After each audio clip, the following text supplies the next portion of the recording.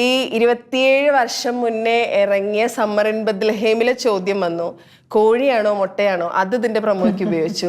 ഒരു വർഷം ആദ്യം ഒന്ന് തിരുത്തട്ടെ ഞാൻ. എന്താ കോഴിയാണോ മുട്ടയാണോ എന്നുള്ള പരിപാടി നമ്മൾ ഈ പ്രൊമോഷൻ ഉപയോഗിച്ചിട്ടില്ല. ആ പ്രൊമോഷൻ ഞങ്ങള് അയച്ച മെറ്റീരിയൽ ഒന്ന് ബുദ്ധിയുള്ള ആളുകൾ നോക്കുമ്പോ അവർക്ക് മനസ്സിലാവും അതിൽ സിനിമയുണ്ട്, ഒന്ന് കണ്ടുപിടിച്ച് നോക്കട്ടെ. ആയിക്കോട്ടെ, എന്തായാലും ആ ഒരു ഫാക്ടർ വന്നല്ലോ. ആയിക്കോട്ടെ. കോഴിമുട്ട അല്ല, ഈ മഞ്ജുനോടൊക്കെ എന്ത് പറയാനാണ്? ഞാൻ ബാക്കി പറയട്ടെ. തോക്കിക്കറി വെടിവെക്കരുതെന്ന് നമ്മൾ പല പ്രശ്നം സംസാരിച്ചിട്ടുണ്ട്.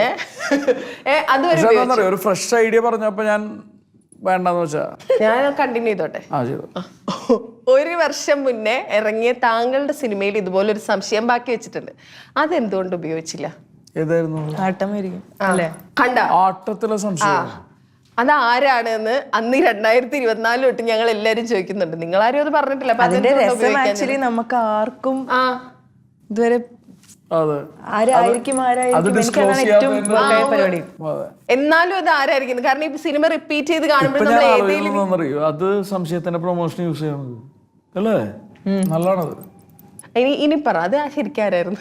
എനിക്കറിഞ്ഞൂടാ. ശരിക്കോ? നിങ്ങൾക്ക് ആർക്കും അറിയില്ല? അത് ആനന്ദിനറിയാം. പിന്നെ അത് എന്താണെന്നറിയാം, നമ്മളത് ഡിസ്ക്ലോസ് ചെയ്ത് കഴിഞ്ഞാൽ ആ സിനിമയുടെ സുഖം പോകും. കഴിഞ്ഞില്ലേ? അത് സത്യം. നമ്മൾ ആലോചിച്ചിരിക്കുമല്ലോ, ഇതിന് എത്ര വർഷം? 27 വർഷം സമ്മർ ഇൻ ബത്ലഹേം കുറെ കാലമായിട്ടിരിക്കും. അതുപോലെ ഇരിക്കേണ്ടി വരുമോ? എനിക്ക് ഏറ്റവും വർക്കായ കാര്യം എന്ന് പറയുമ്പോൾ അതിലുള്ള എല്ലാ ക്യാരക്ടേഴ്സിന് ഇവരായിരിക്കാം ഇവരല്ലാന്നും നമുക്ക് തോന്നിക്കുന്ന ഒരു കാര്യമുണ്ട്. അതാണ്. പക്ഷെ അതൊരു കിഡിലൻ സാധനമായിരുന്നു കേട്ടോ. അത് കിഡിലൻ മൂവി ആയിരുന്നു. അത് മലയാള സിനിമയിൽ കിട്ടിയ നല്ല സിനിമ, നമ്മുടെ ഹിസ്റ്ററിയിൽ എഴുതാൻ പറ്റിയ നല്ല സിനിമകൾ. ഭയങ്കര ലേറ്റ് ആയിട്ട് ആട്ടം കണ്ട ഒരുപാട് ആളുകളുണ്ട്. അതായത് റിലീസ് കഴിഞ്ഞിട്ട് പ്രിവ്യൂ ഉൾപ്പെടെ കണ്ടു. അത് കഴിഞ്ഞ് ഞാൻ OTT-ലൊക്കെ വന്നപ്പോ കണ്ടതാ. അത് കഴിഞ്ഞ് ഈ ലേറ്റ് ആയിട്ട് കണ്ട ആളുകളിൽ ഒരുപാട് പേര് പിന്നെയും പ്രശംസിച്ചിട്ടുണ്ട്. അതില് ഭയങ്കര ടച്ചിങ് ആയിട്ട്, അല്ലെങ്കിൽ ഇറ്റ് വാസ് വർത്ത് ഇറ്റ് എന്ന് തോന്നിയ ഒരു കമന്റ് എന്തായിരുന്നു? എനിക്ക് അങ്ങനെ തോന്നാറില്ല. അതെന്താ?